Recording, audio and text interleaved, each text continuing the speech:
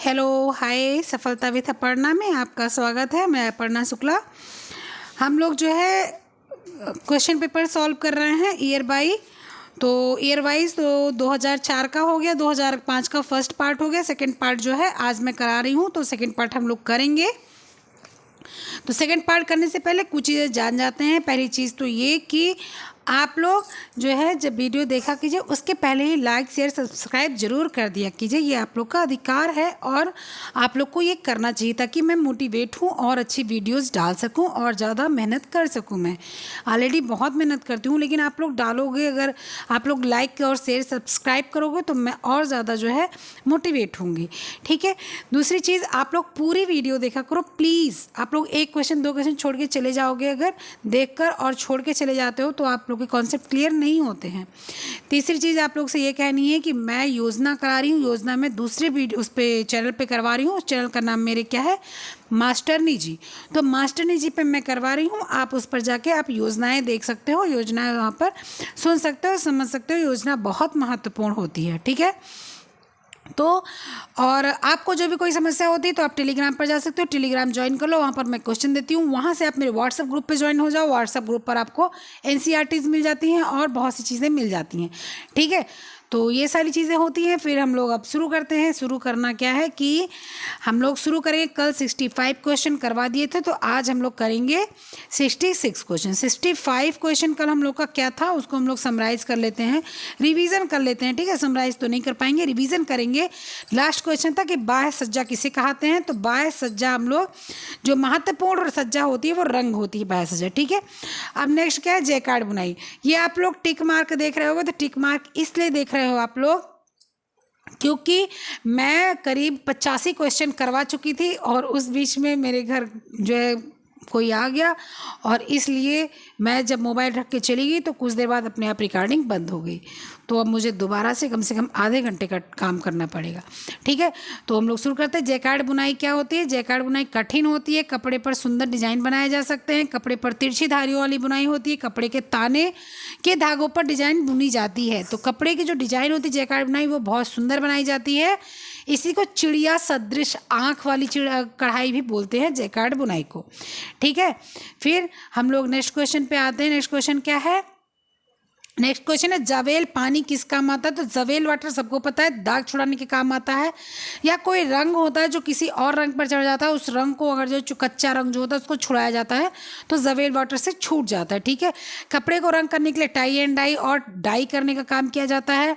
कपड़े को रंग पक्का करने के लिए नमक यूज़ किया जाता है और सोडा यूज़ किया जाता है।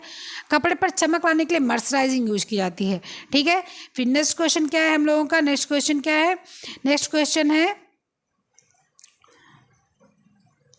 नेक्स्ट क्वेश्चन के लिए हम लोग कहाँ आ गए, यहाँ पर आ गए। इसमें क्या है, क्रेबिंग। क्रेबिंग एक फिनिशिंग है। इसके लिए किसके लिए क्रेबिंग की जाती है। तो क्रेबिंग सूती के लिए नहीं की जाती, सिल्क के लिए, ऊनी के लिए, नायलॉन के लिए। तो क्रेबिंग जो होती है वो सूती के उसके सिल्क के लिए की जाती है। ठीक है। सिल्क के लिए क्रेबिंग की जाती है, यानी उसको प्लेन तो खूब रहता ही है, उसको थोड़ा सा और बढ़िया से जो है सुंदर बुनाई वगैरह करने के लिए की जाती है। ठीक है। और रेशम क्या होता है, 2500 वर्ष पूर्व चीन में ये पैदा हुआ था। कीट वर्ग का प्राणी है, बॉम्बिक्स मोरी नाम के उससे कीड़े से ये मिलता है, जो किस पर, सहतूत के पेड़ पर पाला जाता है, सहतूत की पत्तियों को खाता है। ठीक है। नेक्स्ट क्वेश्चन क्या है, नेक्स्ट क्वेश्चन है इमली का उपयोग किसको साफ करने के लिए किया जाता है। तो पीतल, एल्युमिनियम, लोहा, कांच। तो इमली का जो प्रयोग किया जाता है वो पीतल को साफ करने के लिए किया जाता है, क्योंकि उसमें खट्टापन आता है, टार्ट्रिक अम्ल पाया जाता है। तो टार्ट्रिक अम्ल खट्टापन पीतल और तांबा या फूल को साफ करने के लिए किया जाता है। एल्युमिनियम के लिए रेत का उपयोग किया जाता है और लोहे के लिए भी रेत का उपयोग किया जाता है। कांच के लिए हल्का सॉफ्ट वाटर, सॉफ्ट पानी, क्या बोलते हैं, साबुन, इन सब का प्रयोग किया जाता है। टूथपेस्ट वगैरह से, पेपर वगैरह से भी कांच साफ होता है। नेक्स्ट क्वेश्चन हम लोग का क्या है, नेक्स्ट क्वेश्चन है हम लोगों का मांडला का एक फर्श सजावट है कहाँ की। तो मांडला तमिलनाडु की, बंगाल की, गुजरात की, राजस्थान की। तो राजस्थान की मांडला फर्श सजावट है, जिसको हम लोग अल्पना कहते हैं। अल्पना जो है वो फर्श पे बनती है, तो अलग अलग पर पे अलग अलग तरीके से बनती, स्थान उसके आधारित होकर, तिथि के आधारित होकर, वर्ष पर्यंत होकर, इस तरह से 4 प्रकार के जो है वर्गों में मंडला जो है फर सजावट की जाती है। तो ये कहाँ होती है? राजस्थान में होती है। नेक्स्ट क्वेश्चन क्या है? बाटिक आधारित है किसके सिद्धांत पर? पिगमेंट प्रिंटिंग, डिस्चार्ज प्रिंटिंग, प्रतिरोध प्रिंटिंग या रोलर प्रिंटिंग? तो पिगमेंट प्रिंटिंग क्या होती है कि जो है जो पिगमेंट होता है जो थोड़ा सा धब्बा दे के आता है, ठीक है, ऐसे कलर जो होता है उसको कलर छोड़ा नहीं जाता, उसमें थोड़ा सा जो है दाग दिया जाता है, थोड़ा सा धब्बा डाला जाता है, हल्के में पिगमेंट दिया जाता है, ठीक है, उसको पिगमेंट प्रिंटिंग कहते हैं। फिर डिस्चार्ज प्रिंटिंग क्या होती है कि कपड़े को पहले प्रिंट कर दिया जाता है, फिर जहाँ कलर नहीं चाहिए होता, डिजाइन नहीं चाहिए, तो वहाँ से कलर को खींच लिया जाता है, वो डिस्चार्ज प्रिंटिंग होता है, ठीक है। इसके बाद में प्रतिरोध printing, roller printing. Roller printing क्या होता है कि जो दो रोलर होते हैं जिसपे आधे इंच से लेकर 1.5 इंच तक की डिजाइन खुदी होती है, उसको क्या होता है वो कलर में डुबकी लगाया जाता है, उसके बाद उसको कपड़े पर प्रिंट किया जाता है, यानी चला दिया जाता है कपड़े पर, कपड़े को उसके बीच में रख के चला दिया जाता है तो कपड़े पर प्रिंटिंग हो जाती है। प्रतिरोध प्रिंटिंग जो होती है वो बाटिक आधारित प्रिंटिंग होती है, उसको प्रतिरोध भी कहते हैं, ठीक है। तो उसको क्या किया जाता है कि जो है एक मिनट बाटिक आधारित है इसके सिद्धांत पर प्रतिरोध प्रिंटिंग। बाटिक जो है जो होता है वो प्रतिरोध प्रिंटिंग में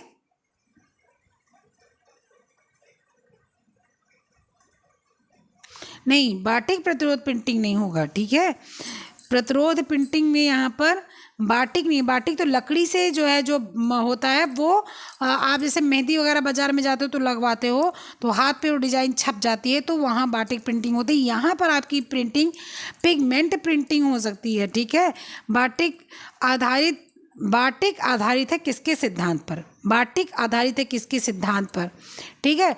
तो प्रतिरोध प्रिंटिंग पर नहीं है, मतलब बाटिक प्रतिरोध प्रिंटिंग पर नहीं, बाटिक रोलर प्रिंटिंग पर आधारित होगी, ठीक है।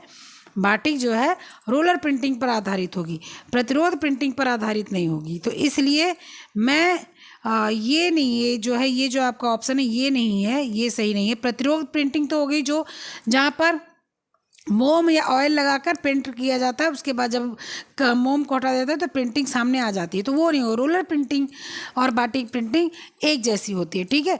तो रोलर प्रिंटिंग को हम लोग यहाँ पर लेंगे, किसको लेंगे हम लोग? रोलर प्रिंटिंग को लेंगे। नेक्स्ट क्वेश्चन क्या है? ये इसका आंसर गलत है। नेक्स्ट क्वेश्चन पे आ जाएंगे हम लोग। निम्नलिखित में से क्या कपास के लिए उपयुक्त नहीं है? मूल रंजक बढ़िया होता है कि बिल्कुल कलर होता है और उससे डिप करके कपास को कर जाता है, वो एकदम बढ़िया होता है। प्राक जैविक रंग भी बहुत अच्छा होता है कपास के लिए, कि जो है कुछ चीज़ें ऐसी चीज़ें होती जैविक या अजैविक जो कलर्स होते हैं उसको कपास रंगा जा सकता है, ठीक। टंकी रंजक ऐसा कोई रंजक नहीं होता। टंकी रंजक मतलब होता है रंग भर के टंकी रखी हुई उसमें कपास को डुबो दिया जाए कपड़े को, वो भी अच्छा होता है। लेकिन बिखरा यानी डिस्पर्स रंजक जो होता है वो नहीं होना चाहिए, क्योंकि कपास पानी को सोखता है तो रंग को सोखेगा तो वो एक क्लीनिंग की तरह से, मतलब क्लियर नहीं उसकी किनारी होगी, बहुत फब्दा टाइप का लगेगा, तो डिस्पर्स रंजक कपास के लिए उपयुक्त नहीं है। नेक्स्ट क्वेश्चन, भराई फीलिंग सूत उतराता है आवरण सूत के ऊपर, इसमें क्या होगा? तो सादी बुनाई, ट्विल बुनाई, साटिन बुनाई, बुनी बुनाई। तो सादी बुनाई को ही हम लोग रिब बुनाई भी बोलते हैं, ठीक है। सादी बुनाई को ही हम लोग क्या बोलते हैं? रिब बुनाई भी बोलते हैं, मैट बुनाई भी बोलते हैं, बास्केट बुनाई भी बोलते हैं सादी बुनाई को। ये हर बुनावट की अपेक्षा थोड़ा कठोर और मजबूत होती है, सादी बुनाई थोड़ी मजबूत होती है, सबको पता है। तो इसलिए सादी बुनाई जो होगी वो भराई यानी फीलिंग की बुनाई भी बोला जाएगा उसको। नेक्स्ट क्वेश्चन हम लोग आ जाते हैं। नेक्स्ट क्वेश्चन के लिए हम लोग आ जाएंगे नंबर 3 पर। क्या है कि पॉलिस्टर सूत बनाया जाता है किसके द्वारा? गीली कताई, सूखी कताई, द्रवित कताई, तेलयुक्त कताई। तो गीली कताई जो होती है वो हल्का गीला लीलन होता है तो उसको बना दिया जाता है, वरना जब सूख जाता है तो टूट जाता है, ठीक है। जूट वगैरह भी जब एकदम सूख जाता है तो अच्छा नहीं बनता है। सूखी कताई जो होती है वो कपास वगैरह सूखी कताई में होती है, ठीक है। तेलयुक्त कताई कोई नहीं होती है, तेल ओल वाला जो है सिस्टम नहीं होता। द्रवित कताई क्या होती है? द्रवित कताई लिक्विड कताई होती है, जो आपके पॉलीमर्स होते हैं यानी कि पॉलिस्टर वगैरह होते हैं उनको जो है अल्कोहल के साथ क्रिया कराकर जब वो मुलायम एकदम पिघले हुए रहते तभी स्पिनेटर में डालते हैं और उसके द्वारा निकालते हैं और उसको खींचकर रेशा बना देते हैं।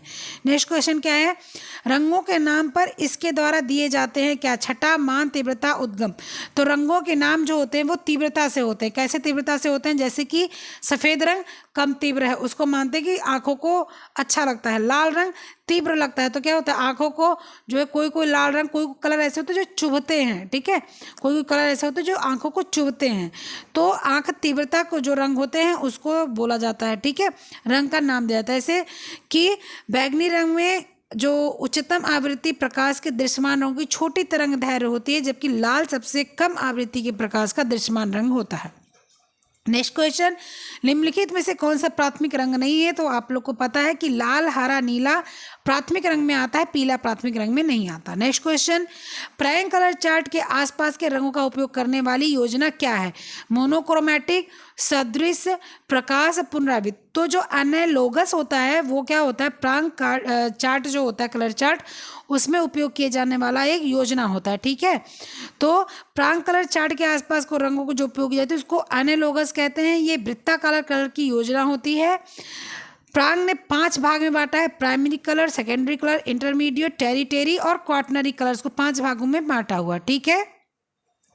मोनोक्रोमेटिक मतलब होता है बहुत सारे मतलब होता ही है कि जो है कई कलर को मिला के और बना दिया जाता है, ठीक है। फिर प्रकाश मतलब उजाला हो गया, बिल्कुल रोशनी वाला हो गया। तो ये कलर चार्ट के आसपास प्रकाश का जो है कोई मतलब वो नहीं आता है प्रांग के अनुसार, ठीक है। पुनरावृत्त मतलब दोहराव होता है, तो कलर में दोहराव का कोई मतलब नहीं होता, ठीक। कलर जो है ऐसी चीज़ें होती हैं जो सिंगल होती हैं, बार बार ऐसे मान लीजिए आपको कलर करना है एक कमरा, तो एक कमरे में नीला किया, दूसरे में नीला किया, तीसरे में नीला किया, चौथे में नीला किया, तो पूरा एक ही जैसा लगता है, तो उतना अच्छा नहीं लगेगा। लेकिन एक में नीला किया, एक में हल्का नीला किया, एक में हल्का पीला किया, एक में पिंक किया, तो ऐसे कलर से अच्छे थोड़े लगते हैं, ठीक है। नेक्स्ट क्वेश्चन हम लोग आ जाते हैं। नेक्स्ट क्वेश्चन क्या है, कार्य निष्पादन के लिए आवश्यक संसाधनों और पारिवारिक सदस्यों के कार्य को संयुक्त और समन्वित करने की प्रक्रिया क्या है? योजना बनाना, संगठन करना, नियंत्रित करना, कार्यान्वित करना। तो योजना बनाना सबसे सही है, क्योंकि कार्य करने के पहले सबसे पहले हम लोग क्या करते हैं, सबसे पहले हम लोग योजना बनाते हैं। योजना बना के ही कार्य किया जा सकता है, ठीक है। नियंत्रित करना मतलब कि बाद में उस चीज़ को आप काम शुरू हो गया है उसके बाद नियंत्रण किया जा रहा है, तो वो चीज़ नियंत्रित हो गया, ठीक। उसके बाद में आपका क्या है कि संगठन करना, तो कई मिलकर कोई काम करें तो वो संगठन हो गया। कार्यान्वित करना मतलब कि कोई कार्य किया जा रहा है, उसको शुरू कर दिया गया और हो रहा है तो कार्यान्वित हो गया। योजना बनाना, कोई कार्य कर रहे हैं तो योजना बनाएंगे पहले से। मान लीजिए आपके घर में रामायण बैठना है, तो रामायण बैठने के लिए सबसे पहले आपकी योजना बनेगी, कितने लोगों को बुलाया जाए, कौन सा पंडित आएंगे, किस घर में बैठे, किस कमरे में पूजा होगी, कहाँ से क्या होगा, ये सारी चीज़ें योजना बनाई जाएगी, ठीक है। नेक्स्ट क्वेश्चन क्या है, नेक्स्ट क्वेश्चन है, पियाजे द्वारा उपयोग किए गए शब्द अहमवादी का अर्थ है कि बच्चे क्या होते हैं, जो चाहते हैं वह पाने के लिए चिंतित होते हैं, अपने सापेक्ष महत्व को विश्व में देखते हैं, एक घुमावदार रीत के बारे में सोचते हैं, अपने अहम के प्रति चिंतित होते हैं। तो ऐसा कुछ नहीं होता, जो बच्चे होते हैं वो अपने खुद को जो चाहते हैं वह पाने के लिए परेशान होते हैं, ठीक है। पियाजे के द्वारा उपयोग किए गए अहमवादी का अर्थ होता है बच्चा जो चाहता है वह पाने के लिए खुद चिंतित होता है। पियाजे एक स्विट्जरलैंड के वैज्ञानिक थे, स्विस वैज्ञानिक कहा गया, जिसके अनुसार बालक अपने विश्व का निर्माण स्वयं के अनुभव से करता है। ये पियाजे का एक सोच था, ठीक है। नेक्स्ट क्वेश्चन, अब यहाँ से मैं वो चीज़ शुरू करूँगी जो मैं पढ़ाई नहीं थी, ठीक है। मैं आपके कितने क्वेश्चन, मैं आपके करीब कितने क्वेश्चन पढ़ा दी थी आपको मैंने, आपको मैं 81 क्वेश्चन ना 81 क्वेश्चन मैं आपको पढ़ा चुकी थी, 81 क्वेश्चन मैं आपको पढ़ा चुकी थी, 81 नहीं 80, पियाजे के द्वारा 80 क्वेश्चन मैं आपको पढ़ा चुकी थी, ठीक है। तो 80, एक मिनट, ये हाँ ये इसी में आ गया ना, मैं नेक्स्ट बढ़ गई थी, इसी में है। 80 क्वेश्चन हो गया था। अब आगे का देखिए, यहाँ पर टिक मार्क नहीं लगा है।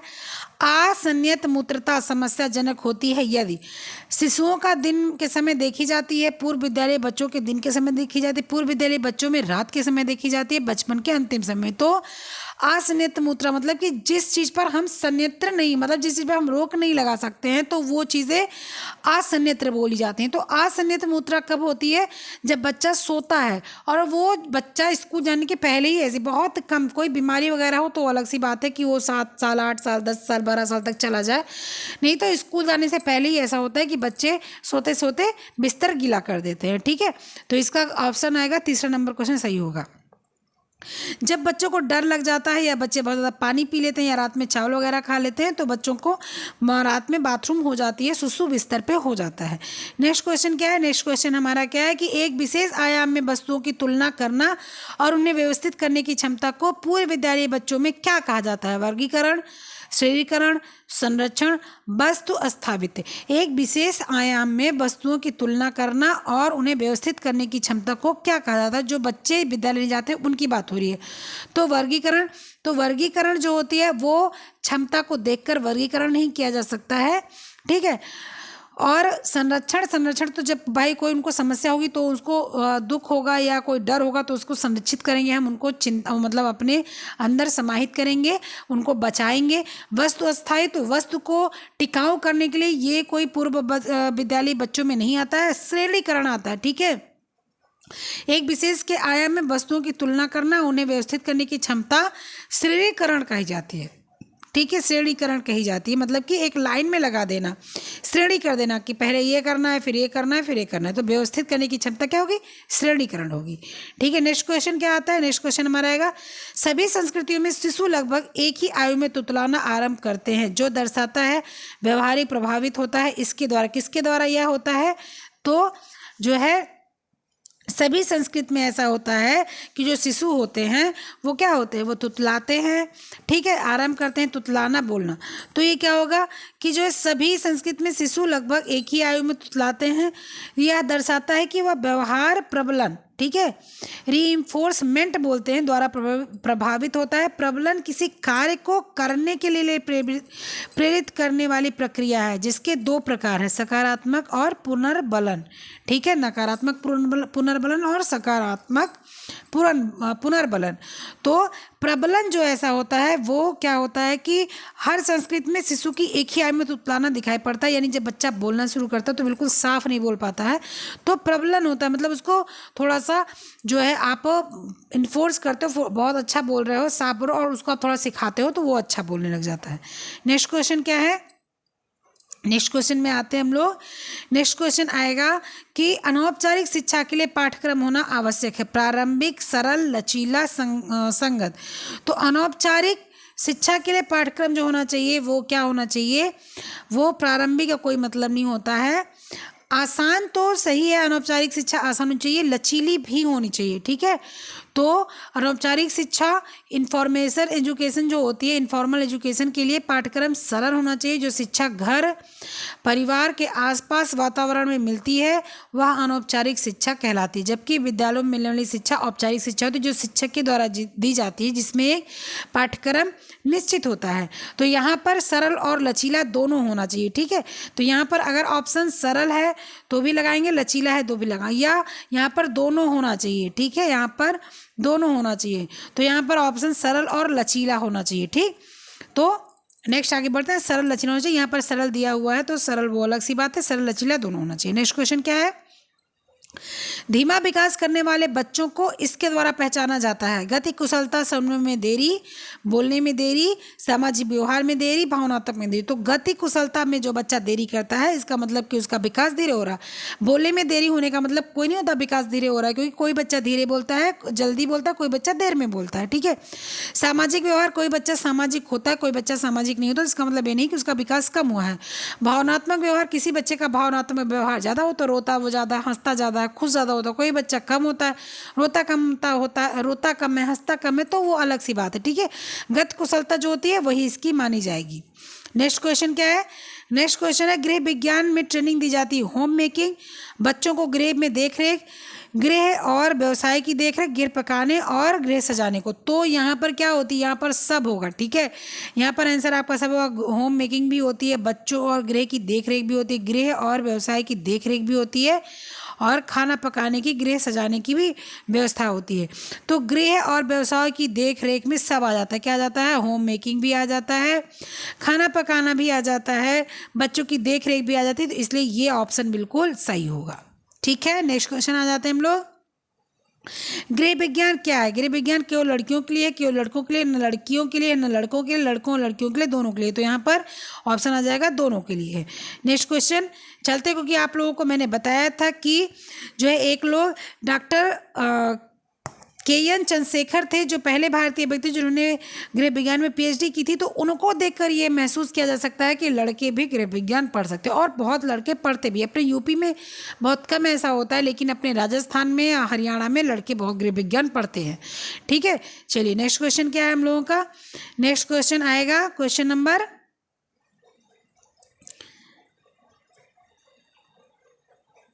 नंबर आपका क्या आएगा? 88 आएगा।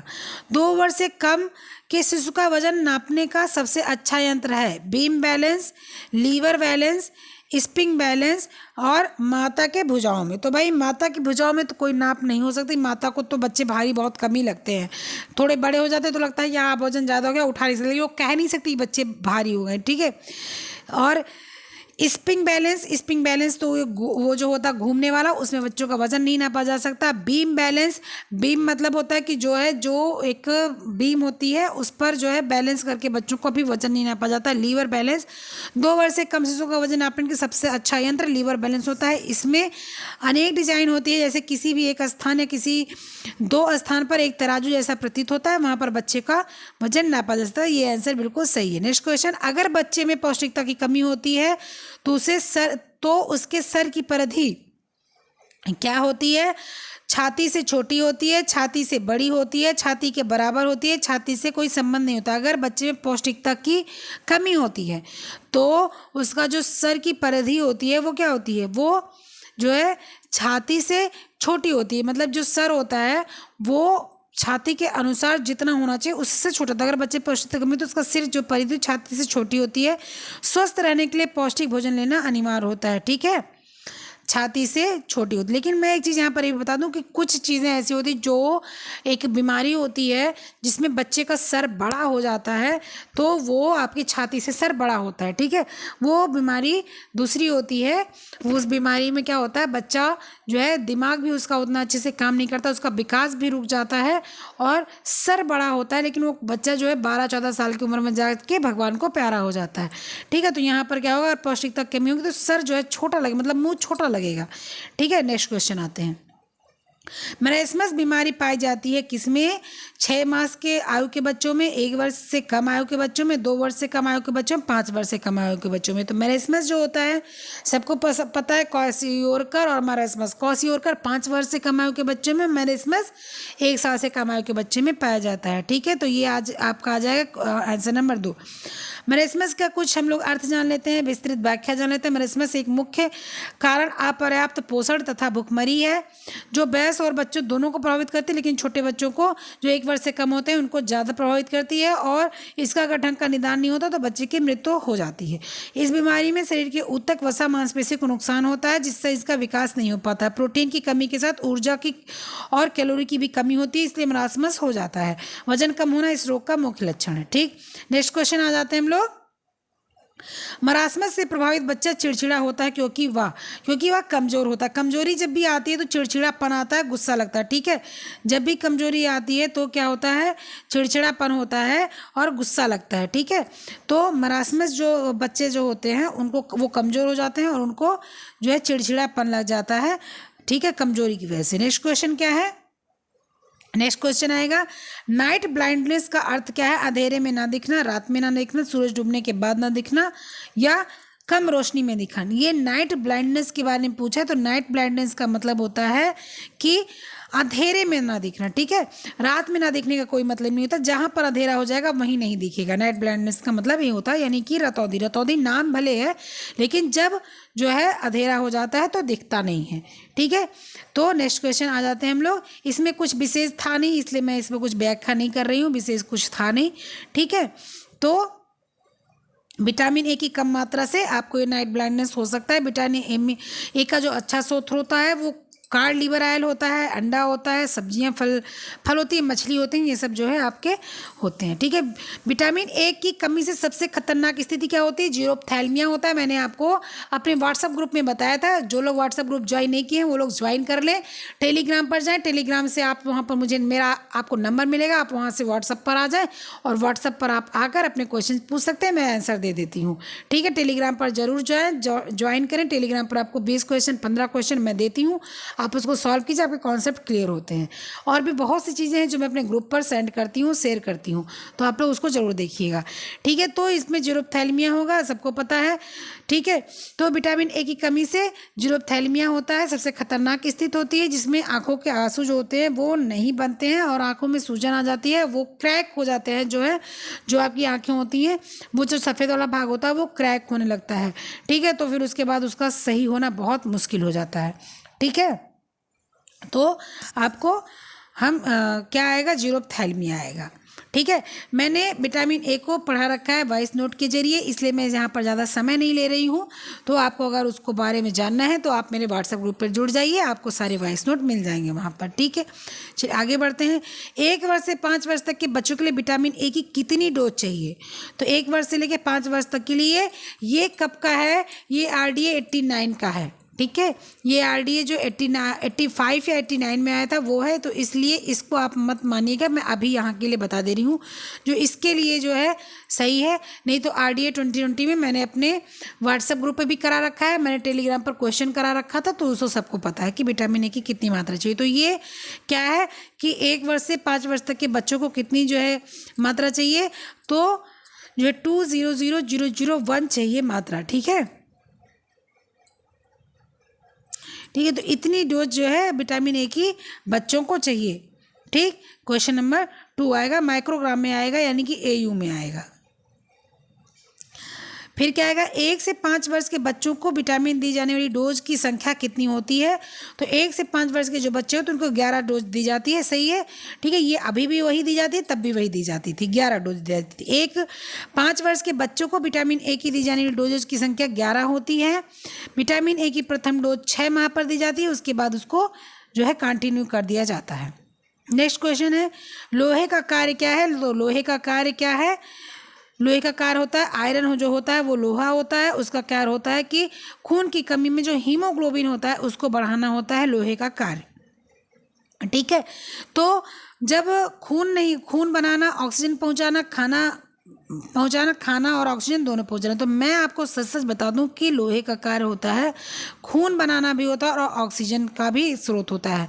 तो जो खून कम होता है तो ऑक्सीजन शरीर में नहीं पहुंच पाता, जिससे समस्या आ जाती है। तो लोहे का जो कार्य होता है वो मुख्यतः होता है खून बनाना, तो यहाँ पर ऑप्शन सही है आपका, खून बनाना होगा। लेकिन अगर हीमोग्लोबिन कम होती है तो ऑक्सीजन लेवल कम हो जाता है, तो इसलिए लोहे का कार्य जो है ऑक्सीजन को भी एक दूसरे की जगह पर पहुँचाना होता है। ठीक है, हीमोग्लोबिन का काम होता है। तो लोहे का काम खून बनाना, और खून बनाने के बाद हीमोग्लोबिन का काम होता है शरीर में ऑक्सीजन लेवल पूरा करना। आंसर क्या होगा आपका? खून बनाना। नेक्स्ट क्वेश्चन क्या होगा कि 12 वर्ष की बालिका के लिए सामान्य हीमोग्लोबिन कितना होता है? इसको भी मैंने क्वेश्चन करा रखा है, लेकिन फिर मैं आगे करा रही हूँ, बता रही हूँ यहाँ पर कि 12 वर्ष की जो बालिका होती है उसके लिए हीमोग्लोबिन की मात्रा जो होती है वो कितनी होगी? वो होगी आपकी करीब 12 ग्राम। ठीक है, 12 ग्राम से जो है 12 ग्राम से 13 ग्राम। ठीक है, ये इसका जो है 12 वर्ष की बालिका के लिए होना अनिवार्य है। हीमोग्लोबिन रक्त कणिका उपस्थित आयरन तथा लौहयुक्त प्रोटीन होता है, या शरीर के अंगों तक ऑक्सीजन पहुंचाने का काम करता है। मैंने अभी बताया कि हीमोग्लोबिन क्या काम करता है, इसके पहले बताया था। हीमोग्लोबिन सामान्य स्तर पर वयस्क पुरुष में 13 से 17 और वयस्क स्त्री में 13 से 15 होना अनिवार्य होता है। ठीक है, 13 से 17 से भी हो सकता है, 13 से 15 भी बढ़िया होता है। ठीक है, और यहाँ पर 13 से 14 है, तो 12 से 14 अगर होता है तो भी सही होता है। 13 से 15 दिया हुआ, लेकिन अगर 13 से 12 से 14 होता तो भी बेस्ट होता है। ठीक है, तो प्रश्न जो है उसके अनुसार एक 12 साल की बच्ची को 12 ग्राम होना अच्छा होता है। ठीक है, तो इसका जो है टिक मार्क क्या होगा? आपका टिक मार्क होगा क्वेश्चन नंबर 3। हाँ, आंसर 3 होगा। ठीक है, फिर क्या आएंगे हम लोग? फिर आएंगे बाम की संख्या बढ़ जाने से क्या होता है? बाम एक बैटिक स्पॉट नामक रोग होता है जो जो है बाम के नाम से जाना जाता है। बाम की संख्या बढ़ जाती है तो क्या होता है, तो बाम की संख्या जब बढ़ जाती है तो बैटिक स्पॉट हो जाता है। ठीक है। अनीमिया, खून की कमी होती है। कैरेटोमेलेसिया क्या होता है, तो कैरोटीमेलेसिया विटामिन डी की कमी से, कैल्शियम की कमी से होता है। जीरोप्थैल्मिया विटामिन ए की कमी से होता है। और बाम की संख्या जब शरीर में बढ़ जाती है तो बैटिक स्पॉट हो जाता है। ठीक है, स्पॉट हो जाता है, बैटिक स्पॉट हो जाता है। ये बैटिक स्पॉट एक रोग होता है, शरीर में एक बाम होता है, एक जो है कण होते हैं, उनकी संख्या जब बढ़ जाती है तो बैटिक स्पॉट जो है वो बीमारी हो जाती है। ठीक है, तो इसका ऑप्शन यहाँ पर ये सही होगा 98।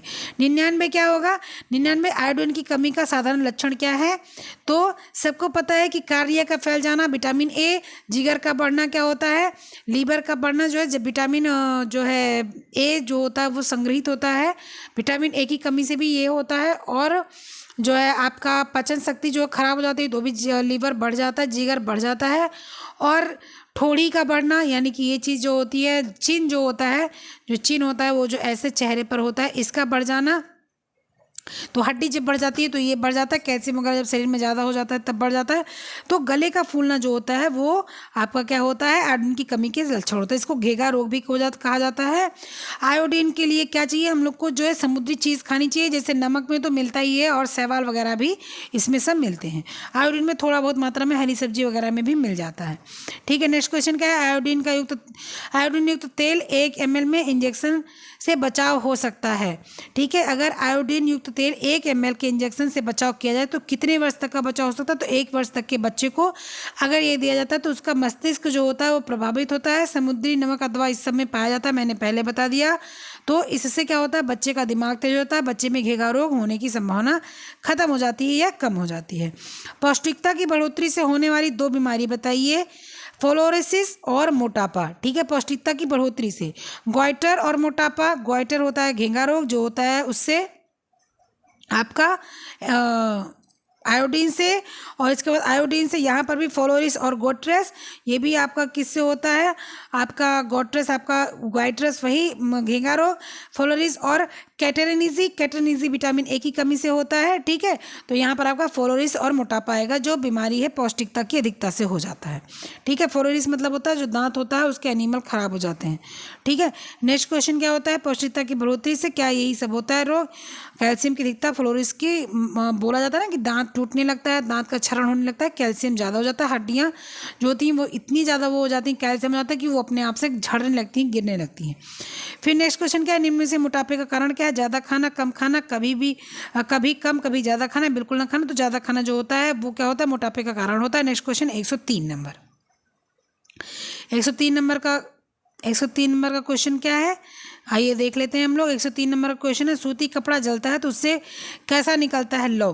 तो सूती कपड़ा जो जलता है तो सबको पता है उससे हल्की ऑरेंज कलर की पीली लौ निकलती है, और इसकी जो महक होती है वो कागज़ जलने जैसी महक आती है। ठीक है, और 1818 में कोलकाता में जो है सूती वस्त्र की मिल की स्थापना सबसे पहले की गई थी। और 1854 में कावसजी डाबर द्वारा मुंबई प्रथम सफल आधुनिक कारखाना खोला गया था। ठीक है, चीन विश्व का सबसे बड़ा, ये गलत दिया हुआ। ठीक है, ये ऑप्शन, ये चीज़ आपकी बिल्कुल गलत दी हुई है, एकदम गलत दी हुई है, ये गलत है। ठीक है, भारत विश्व का सबसे बड़ा कपास उत्पादक है। ठीक है, भारत सबसे बड़ा विश्व का कपास उत्पादक है। चीन विश्व का सबसे बड़ा कपास उत्पादक, फिर चीन के बाद भारत का दूसरा स्थान है, गलत है, पहले भारत है उसके बाद नेक्स्ट देश है। ठीक है, अमेरिका में भी कपास बहुत होने लगा अब तो पहले भारत है। ठीक है, पहले स्थान पर क्या है, तो ये गलत दिया हुआ, विश्व का पहले स्थान पर, पहले विश्व का सबसे बड़ा कपास उत्पादक क्या है, भारत है। ठीक है, भारत है विश्व का सबसे बड़ा कपास उत्पादक देश, क्या है, भारत है। नेक्स्ट क्वेश्चन आ जाते हैं। नेक्स्ट क्वेश्चन क्या है, रेयान को धोने वाले डिटर्जेंट में क्या होना चाहिए, एसिड, अल्कोहल, इनमें से कोई नहीं, एक या दो, दोनों, कुछ नहीं होना चाहिए। नायलॉन इजी एंड क्या बोलते हैं, रफ एंड टफ यूज वाला होता है, इसलिए जो है इनमें से कोई नहीं इसमें सही होगा। नेक्स्ट क्वेश्चन क्या है, ऊनी कपड़े पर इस्त्री करनी चाहिए। तो ऊनी कपड़े पर इस्त्री करना अगर अनिवार्य हो तो करें, नहीं अनिवार्य हो तो नहीं करें, कोई ज़रूरी नहीं है। अगर इस्त्री करना हो तो सूती कपड़ा रखकर उसके ऊपर इस्त्री करा जा सकता है। ठीक है, तो ऊनी कपड़े पर कैसे इस्त्री करनी चाहिए, तो साधारण गर्म इस्त्री बिल्कुल नहीं, बिल्कुल डायरेक्ट नहीं करना चाहिए। बीच में गीला कपड़ा रखकर बिल्कुल नहीं, वरना एकदम ऊन चिपक जाएगा। बीच में कागज़ रखकर नहीं, कागज़ रखकर नहीं करना चाहिए, हल्का सूती कपड़ा रखकर जो है करना चाहिए प्रेस। ठीक है, इस्त्री जिसको बोलते हैं उसको प्रेस भी बोला जाता है। ठीक है, तो इसलिए आप लोग परेशान नहीं होइएगा कि इस्त्री का मतलब क्या होता है। नेक्स्ट क्वेश्चन क्या है, ऊनी कपड़े के लिए सबसे अच्छा ब्लीच कौन सा है? तो ऊनी कपड़े के लिए तो सबसे पहले हम लोग बताएं कि ब्लीच नहीं करना चाहिए, वरना ऊन खराब हो जाता है। ठीक है, ब्लीच करने से बचना चाहिए ऊनी कपड़े पर। लेकिन फिर भी अगर किसी कारण आपको अगर ऊनी कपड़े को ब्लीच करना है तो हाइड्रोजन पेरोक्साइड जो मेडिकल स्टोर पे मिलता है उससे कर देना चाहिए। वैसे बिल्कुल करे हो ना तो अच्छा है, वरना ऊन खराब हो जाता है। लेकिन बहुत दाग वाग पड़ गया है तो आप हल्का सा हाइड्रोजन पेरोक्साइड कर सकते हो। ठीक है, नेक्स्ट क्वेश्चन क्या है? नेक्स्ट क्वेश्चन है क्या, फिर ऊनी कपड़े को रीठे से भी धोया जा सकता है, क्योंकि रीठा भी थोड़ा बहुत जो है जहाँ वो क्या कहते हैं वो सब साफ़ कर देता है, हल्का सा नींबू वगैरह डाल दो तो भी साफ़ हो जाता है, इसलिए उस पर ब्लीच वगैरह करने से बचना चाहिए। नेक्स्ट का हम लोग का क्वेश्चन क्या आएगा? नेक्स्ट क्वेश्चन हम लोग का आएगा कि कपड़े की फिनिशिंग का अच्छा पदार्थ है, कपड़े की फिनिशिंग के लिए क्या अच्छा पदार्थ है? तो जो है ब्लू मतलब नील हो गया। ठीक है, ओबेस क्या हो गया? ओबेस जो है वो एक मतलब कलर टाइप का ही चीज़ होता है, तो ओबेस भी हो गया। फिर एक्सिलरीज हो गया, एक्सिलरीज मतलब हो गया कि कपड़े पर कोई परिसज्जा करी जाती है तो उसको बोलते हैं, जब कपड़े की फिनिशिंग जो होती है उसके लिए सनफ्राइजिंग एजेंट आता है, उससे कपड़े को जो है फिनिशिंग दी जाती है, उससे कपड़े पर जो थोड़ा सा मतलब जो चमक वगैरह रहती है वो सब जो है बढ़िया हो जाती है। ठीक है, तो इसका सनफ्राइजिंग हो जाएगा। नेक्स्ट क्वेश्चन क्या है? गृह प्रबंध गृह विज्ञान का कौन सा महत्वपूर्ण अंग है? तो पहला, दूसरा, तीसरा, चौथा। तो गृह प्रबंध सबसे बढ़िया पहला चीज़ है कि पहले गृह प्रबंध ही सीखा जाता है। उसी गृह प्रबंध में बहुत कुछ आता है, होम मैनेजमेंट में ही तो ये सब आते हैं, फूल घर को सजाना है, बजट बनाना है। ठीक है, फिर जो है जितनी भी चीज़ें हैं, परिवार नियोजन, तो सारी चीज़ें गृह प्रबंध में आती है, तो सबसे अच्छा गृह प्रबंध होता है। ठीक है, नेक्स्ट क्वेश्चन क्या है कि परिवार में गृहिणियों के व्यक्तित्व का सबसे मार्मिक पक्ष क्या होता है? तो माता का पक्ष होता है सबसे मार्मिक। ठीक है, बच्चा कितना भी दुष्ट हो, कितना भी बदमाशी कर दे, कितना भी नालायकी पंथी वाला काम कर दे, लेकिन जो माँ होती है वो उसको माफ़ ही कर देती है। ठीक है, पति अगर जो है कोई गलत काम कर देता है तो उसको औरतें माफ़ नहीं कर पाती हैं। अगर कोई बहुत गलत काम हो जाए, मैं यहाँ पर वो गलत काम नहीं आपको एक्सप्लेन कर रही हूँ, वो आप खुद समझ सकते हो, औरतें माफ़ नहीं कर पाती। लेकिन बच्चा अगर माँ को मार भी देता है ना तो माँ उसको माफ़ कर देती है।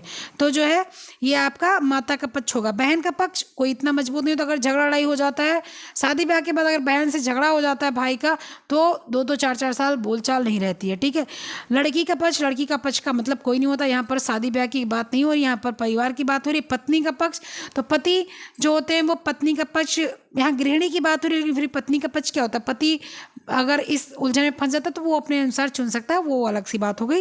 यहाँ पर माता का पक्ष होगा। ठीक है, नेक्स्ट क्वेश्चन क्या है? नेक्स्ट क्वेश्चन में वृद्धावस्था में व्यक्ति के लिए वस्त्र का चुनाव करते समय क्या ध्यान में रखना चाहिए? तो वृद्धावस्था में जब व्यक्ति का जो वस्त्र का चुनाव करो तो आपको 2 चीज दिन की मतलब यहाँ पर जो दिया है वस्त्र वगैरह सब चीज़ें, कपड़ों का मूल्य छोड़कर इसका मूल्य छोड़कर सब चीज़ों का देखना चाहिए। आयु, किस आयु के लोग हैं, रंग, वो रंग देखना चाहिए, वस्त्र भी देखना चाहिए। भाई वस्त्र ऐसा हो कि जो आरामदायक हो। आयु, किस आयु में पहन रहे हैं, भाई 80 साल की उम्र है और उसको आप बिल्कुल जो है एकदम डार्क रेड कलर का कपड़ा पहना दे रहे हो, थोड़ा सा अजीब लगता है। ठीक है, और रंग जो है, रंग आपको चुनना चाहिए, भाई हल्का रंग वृद्धावस्था में पहनना चाहिए। तो यहाँ पर ये 3 होना चाहिए, लेकिन यहाँ पर 3 नहीं है, सिर्फ रंग दिया हुआ है, लेकिन मेरे अनुसार ये 3 होना चाहिए। ठीक है, तो यहाँ पर ये तीनों होना चाहिए। ठीक, नेक्स्ट क्वेश्चन आ जाते हैं हम लोग। नेक्स्ट क्वेश्चन आता है, सर्वप्रथम गृह विज्ञान कॉलेज किस नाम से जाना गया? तो सबको पता है, लेडी इरविन कॉलेज जाना गया, जो 1926 में खोला गया। कहाँ पर खोला गया था 1926 में? Lady Irwin college. ये जो है दिल्ली में लेडी इरविन कॉलेज की स्थापना हुई थी। एक विषय के रूप में गृह विज्ञान को सबसे पहले दक्षिण भारत में पढ़ाया गया था। ठीक है, लेडी इरविन कॉलेज दिल्ली में खुला गया था। इसकी स्थापना दिल्ली में हुई थी। एक विषय के रूप में भारत में गृह विज्ञान सर्वप्रथम दक्षिण भारत में पढ़ाया गया था। ठीक है, दक्षिण भारत में मतलब कि साउथ इंडिया में। ठीक, तो यहाँ पर इसका आंसर आ जाएगा लेडी इरविन। बहुत ही कॉमन क्वेश्चन है, लेकिन ये अधिकतर आता रहता है। ठीक है, इतना कॉमन क्वेश्चन होने के बावजूद ये अधिकतर आता रहता है। ठीक है, नेक्स्ट क्वेश्चन फिर हम लोग कहाँ आ जाएंगे? नेक्स्ट क्वेश्चन के लिए नेक्स्ट पेज पर आएंगे। नेक्स्ट पेज क्या है? परिवार के विभिन्न स्थितियाँ तथा आय पर दबाव सबसे अधिक कब होता है? जब बच्चे स्कूल जाते, पति पत्नी और बच्चे वो अलग सी बात है। पति पत्नी बच्चे, भाई किस अवस्था की बात हो रही है? बिल्कुल बच्चा पैदा हुआ है उसकी अवस्था हो रही है कि बिल्कुल बच्चा बड़ा हो गया उसकी अवस्था हो रही है? तो यहाँ पर केवल पति पत्नी, बुढ़ापा, ये सारी चीज़ें बहुत संयुक्त अवस्थाएं कम खर्चे वाली हैं। सबसे ज़्यादा खर्चे वाली क्या है? जब बच्चा स्कूल जाता है। ठीक है, नेक्स्ट क्वेश्चन क्या है?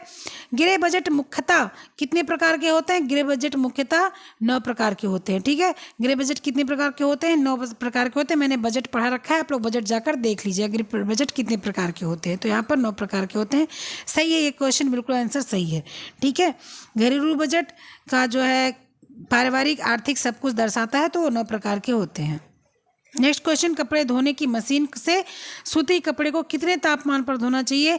160, 190, 200, 150। तो सूती कपड़ा जो होता है उसको जो है करीब 150 से 160 के बीच धोना चाहिए। तो इसलिए यहाँ पर जो क्या होता है कि 160 पर धो दो, वो ठीक है। बहुत अधिक ताप पर अगर धो दो तो कपड़े का रंग उड़ जाता है, वह सिकुड़ भी जाता है। तो बहुत लो में धुलना चाहिए। यहाँ 160 दिया हुआ है, लेकिन कोशिश रहती है 140, 130, 120, 150 के अंतर्गत हो। तो यहाँ पर सबसे कम 160 है, आप चुन सकते हो, 160 चुन लो। यहाँ पर दिया हुआ 150 भी इसका आंसर सही माना जाएगा। नेक्स्ट क्वेश्चन क्या है? पाश्चात्य यंत्र जो रसोई गृह में काम नहीं आता क्या है? मिक्सर ग्राइंडर है, बिजली की केतली है, कॉफी मेकर, कारपेट स्वीपर है। तो कारपेट स्वीपर का कोई मतलब नहीं होता। कारपेट स्वीपर का मतलब हो गया आपका जो है, जो वो होता है, क्या बोलते हैं उसको, जिससे अरे वो क्या, वो यंत्र का नाम हम दिमाग से निकल गया है। तो जिससे कारपेट साफ होता है ना, वो चीज़ें जो है वो नहीं आती इसमें। कॉफ़ी जितनी भी मशीन में सारी यंत्र आते हैं, तो काम जो नहीं आता वो कारपेट स्वीपर का काम नहीं आता। ठीक है, नेक्स्ट क्वेश्चन, हाँ, वैक्यूम क्लीनर, वैक्यूम क्लीनर जो होता है उसका जो है काम रसोई गैस में नहीं, रसोई घर में नहीं होता। फिर क्या है नेक्स्ट क्वेश्चन? घरेलू कार्य को करने के लिए कितने प्रकार के ईंधन का उपयोग किया जाता है? तो घरेलू प्रकार के कार्य को करने के लिए कितने प्रकार का ईंधन प्रयोग किया जाता है? तो कई प्रकार का ईंधन प्रयोग किया जाता है। तो इसको आप हम लोग क्या मान लेंगे? 3 मान लेते हैं। कौन कौन से 3 मान लेते हैं? ठोस, तरल, गैसीय। ठीक है, ठोस लकड़ी कोयला, तरल क्या हो जाता है? मिट्टी का तेल पेट्रोल, और गैसीय क्या होता है? जो हम लोग जो है एलपीजी यूज़ करते हैं। ठीक है, तो इसके क्या आ जाएंगे? इसके आ जाएंगे 3 ऑप्शन। नेक्स्ट क्वेश्चन क्या आ जाता है? नेक्स्ट क्वेश्चन आ जाएगा, नेक्स्ट पेज पर हम लोग आ जाते हैं। नेक्स्ट क्वेश्चन, हाँ, नेक्स्ट क्वेश्चन के लिए हम लोग आएंगे नेक्स्ट पेज पर। ठीक है, क्वेश्चन पेज नंबर 12 पर। 12 पर क्या है कि हम लोगों ने कहा तो क्वेश्चन कर लिया, हम लोगों ने 17 तक क्वेश्चन कर लिया ना। हाँ, हम लोगों ने 16 तक क्वेश्चन कर लिया है। तो 16 तक कर लिया है, तो 17, 18, 17 आ जाता है हम लोग का। 17 क्वेश्चन क्या है? रसोई घर में खाना पकाने के लिए सबसे अधिक उपयोग में क्या लाया जाता है? तो सबसे अधिक उपयोग में जो है उपयोग लाइट कौन सी होती है? तो लाइट सबसे अच्छी होती है आपकी ट्यूब लाइट होती है। ठीक है, क्योंकि सबसे ज़्यादा रोशनी मिलती है इससे। नेक्स्ट क्वेश्चन क्या है? बैठक और पढ़ने के कमरे में कितने वाट का बल्ब लगाना चाहिए? तो बैठक और कमरे में पढ़ने के लिए 100 वाट का बल्ब लगाना चाहिए, क्योंकि ज़्यादा रोशनी होती है तो आँख खराब नहीं होती है। ठीक है, नेक्स्ट क्वेश्चन है, मकान की परिभाषा क्या है? तो मकान की परिभाषा क्या होती है? इसमें गलत दिया हुआ है। घर की परिभाषा होती है संवेगात्मक लगाव। मकान की परिभाषा संवेगात्मक लगाव नहीं होती है। तो मकान की परिभाषा क्या होगी आपकी? पारिवारिक सहानुभूति, प्रेम। तो क्या होगा? ये घर में आएगा। ठीक है, तो आपकी ये आंसर आपका गलत है। मकान नहीं होगा यहाँ पर घर होना चाहिए। ठीक है, यहाँ पर क्या होना चाहिए? घर होना चाहिए। ठीक है, तो घर के लिए क्या आएगा आपका? संवेगात्मक लगाव आएगा। फिर नेक्स्ट क्वेश्चन आपका क्या आ जाता है? नेक्स्ट क्वेश्चन आ जाएगा, प्रांग ने कलर चार्ट के अनुसार 3 प्राथमिक कलर कौन कौन से दिए हैं? तो मैंने अभी पहले बता दिया कि जो है प्रांग का जो 3 प्राथमिक कलर है, प्रांग के कलर के अनुसार 3 प्राथमिक कलर कौन कौन सा है? हरा, लाल, पीला, नीला। नहीं, लाल, पीला, नीला प्रांग के अनुसार है। ये क्वेश्चन जो है गलत दिया हुआ। ठीक है, ये क्वेश्चन जो है लाल, पीला, नीला नहीं है, हरा, लाल, नीला है। ठीक है, पीला नहीं है। अभी पहले इसका कलर हुआ था ना, कलर चार्ट के 3 प्रकार के कलर चार्ट दिए हुए हैं। प्राथमिक कलर में पीला नहीं आता है। प्राथमिक कलर में लाल, हरा, नीला आता है। ठीक है, तो प्राथमिक कलर आपका जो है क्या आता है? तो यहाँ पर ये ऑप्शन गलत दिया हो, क्योंकि मैंने अभी पीछे बताया था कि लाल, हरा, नीला आता है, पीला नहीं आता है। ठीक है, तो ये ऑप्शन गलत हुआ है। इसको ऑप्शन हम लोग काटेंगे और यहाँ पर क्या करेंगे? पीले की जगह हम लोग क्या करेंगे? हरा करेंगे। ठीक है, नेक्स्ट क्वेश्चन कि बड़े फर्नीचर पर किस तरह का कपड़ा लगाना चाहिए। चेकदार कपड़ा लगाना चाहिए, रंग बिरंगा कपड़ा लगाना चाहिए, बड़े फूलों वाला कपड़ा लगाना चाहिए, छोटे फूलों वाला। तो बड़े फूलों वाला अगर कपड़ा लगाया जाता है तो फर्नीचर थोड़ा छोटा दिखता है और आकर्षण दिखता है।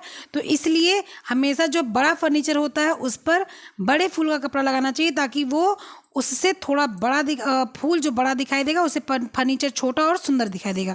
छोटे फूल का अगर हम लोग लगाएंगे तो फर्नीचर और बड़ा दिखाई देगा, थोड़ा भद्दा दिखेगा।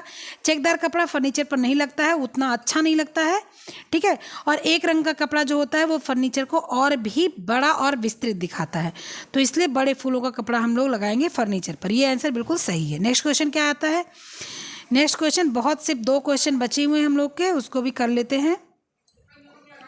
नेक्स्ट क्वेश्चन क्या है कि लंबी गर्दन की स्त्रियों के ब्लाउज का गला कैसा होना चाहिए। बड़े गले का होना चाहिए, छोटे गले का होना चाहिए, चौकोर गले का होना चाहिए, तिकोने गले का होना चाहिए।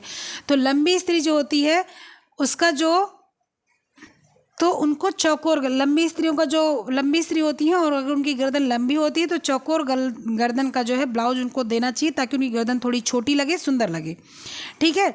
तो इसमें आंसर आपका नंबर 3 आएगा कि जो स्त्रियां लंबी हो और गला काफ़ी लंबा हो उनको हमेशा चौकोर गला देना चाहिए, ठीक है। गहरा गला तो बिल्कुल नहीं देना चाहिए, वरना वो और ख़राब लगता है, भद्दा लगता है, ठीक। कमरे की सजावट में औपचारिक संतुलन कौन सा होता है, ठीक है। तो केंद्र के दोनों ओर एक बराबर की वस्तु, केंद्र के ऊपर नीचे अलग अलग रंग, उपरोक्त में से कोई नहीं। तो जब कमरे की सजावट की जाती है तो केंद्र जो मतलब जो घर होता है, जो कमरा होता है, उसके सारे कोने ऐसे होते हैं जिसको देखा जाता है कि कमरे की सजावट किस प्रकार से की जाए, ठीक है। तो जो केंद्र होता है मतलब जो बिंदु होती है उसके दोनों ओर की जो वस्तु होती है उसको बराबर सजाई जाती है। जैसे एक तरफ आप कितनी ढेर सारी फोटो लगा दो और एक तरफ आप कोई फोटो नहीं लगाओ तो वो अजीब सा लगता है, ठीक है। आपका पूरा कमरा एक दीवार पे ही फोकस हो जाएगा सबका, तो वो उतना बढ़िया नहीं लगेगा। आप उसको इस तरह से तय करो, कहीं आप एक वॉश डाल दो, कहीं आप पर एक फ्रेम डाल दो, कहीं पर आप कुछ डाल दो, तो वो चीज़ें अच्छी लगती हैं, ठीक है। तो यहाँ पर इसका ऑप्शन क्या आएगा, यहाँ पर इसका ऑप्शन आएगा केंद्र के दोनों ओर एक बराबर की वस्तु लगी होनी चाहिए, ठीक है। नेक्स्ट क्वेश्चन क्या है। नेक्स्ट क्वेश्चन, अमानवीय साधन तथा भौतिक साधन कौन सा है, ठीक है। रुचि, ज्ञान, शक्ति, धन। तो अमानवीय साधन, मानवीय साधन क्या होता है, जो चीज़ हमारे अंदर होता है, जो चीज़ दिखता नहीं उसको मानवीय साधन कहते हैं। अमानवीय जो चीज़ दिखती हैं। तो यहाँ पर क्या बोल रहा है, रुचि, शक्ति, ज्ञान, धन। रुचि दिखती है मुझे, जैसे मान लो मेरी रुचि पढ़ाने में है, क्या आप लोग देख के मुझे बता सकते हैं कि मेरी रुचि पढ़ाने में है। या मेरे पास शक्ति बहुत कम है, तो क्या आप मुझे देखकर कह सकते हैं कि मेरे पास शक्ति कम है। ज्ञान मेरे पास बहुत ज़्यादा है या कम है, तो क्या आप बता सकते हैं कि मेरे पास ज्ञान कम है। आप देखकर नहीं बता सकते, लेकिन धन आप देखकर बता सकते हैं। आप मेरे कपड़े को देखकर बता सकते हैं कि मेरे पास धन कितना है। आप मेरे खाने को देखकर बता सकते हैं मेरे पास पैसा कितना है। आप मेरे लाइफ स्टाइल को देख के बता सकते हैं धन मेरे पास कितना है। तो यहाँ पर आंसर क्या आएगा, धन आएगा, क्योंकि ये भौतिक साधन भी है और आप मानवीय साधन भी, क्योंकि इसको कमाया जाता है, अर्जित किया जाता है, ठीक है।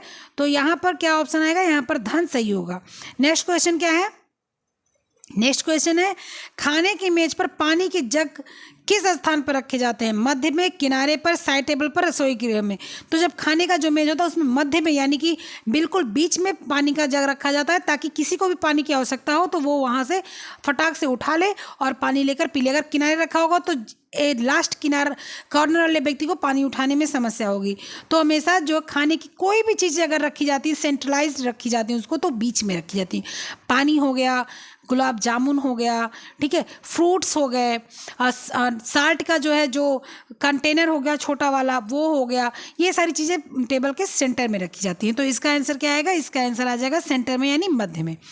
तो ये आज आपके 2005 के क्वेश्चन पेपर कंप्लीट हो गए। कल 2006 के क्वेश्चन पेपर शुरू कराए जाएंगे। कल नहीं, नेक्स्ट वीडियो में, मैं वादा नहीं कर सकती हूँ, नेक्स्ट वीडियो में डालूंगी ज़रूर मैं वीडियो। तो कल आपके जो है शुरू हो जाएंगे 2006 के क्वेश्चन पेपर। 2005 कंप्लीट हो गया। आपको कोई भी समस्या हो तो आप जो है आप टेलीग्राम पर भी बता सकते हो, आप व्हाट्सएप ग्रुप पे भी बता सकते हो। मैंने तरीका बता दिया, आप टेलीग्राम पर जाके वहाँ से नंबर लेके व्हाट्सएप ग्रुप पे आप आ सकते हो, ऐड हो सकते हो।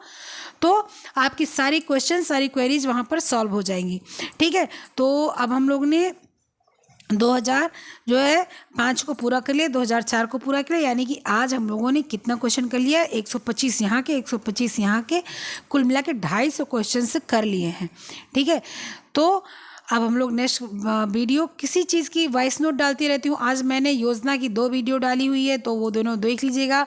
वो दोनों वीडियोस मैंने इसीलिए डाली हैं ताकि योजना की आप लोग को लेकर बहुत समस्या थी, उसको मैंने सॉल्व करने की कोशिश की है। ट्राई सेम बता दिया है और जवाहर योजना भी मैंने 2 योजनाएं बता दी हैं। ट्राई सेम से पिछले साल भी क्वेश्चन आया था और उसके पिछले साल भी क्वेश्चन आया था, तो इसलिए उन सबको समझने के लिए आप पीछे चले जाइएगा, ठीक है। इसमें मैंने एक क्वेश्चन पूछा है, उस क्वेश्चन का आंसर आप कमेंट बॉक्स में दे दीजिएगा। कमेंट बॉक्स में अगर देना चाहते हैं, नहीं देना चाहते हैं तो व्हाट्सएप ग्रुप पर दे सकते हैं। व्हाट्सएप ग्रुप के अलावा टेलीग्राम पर भी दे सकते हैं, ठीक है। अब मिलते हैं नेक्स्ट वीडियो में, तब तक के लिए बाय।